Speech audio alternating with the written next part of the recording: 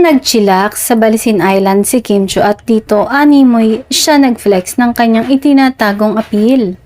Napasampol ang kaseksihan habang nagtatampisaw sa dagat. Very refreshing ang aura ni Kim, tako pansin din ng kanyang taglay na alindog.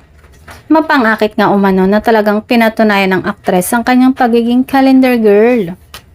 Komento ng netizens, iba ang lakas ng kanyang appeal, pansinin ng forma rito ni Kim. Mukhang hindi naman nagustuhan ni Paolo ang paandar ni Kim kasi nga naman, binantayan ng mga fans kung magkokomento o ilalike ng aktor ang post ni Kim Chiu. Medyo conservative lolo nga daw kasing itong si Paolo ayon sa source. Maaalalang halos mabaliw-baliw sa kilig ang mga Kim Pao fans sa video na ibinahagi ni Kim Chiu noon sa kanyang Instagram. May pa-outfit check kasi muna si Paolo sa gown ni Kimi nang sunduin niya ang aktres sa hotel room nito noon para pumunta sa ABS-CBN Ball 2025. Hindi nga lang sa ABS-CBN Ball, maging sa ilang event na magkasama sila ay chinecheck din talaga ni Paolo ang suot ng aktres.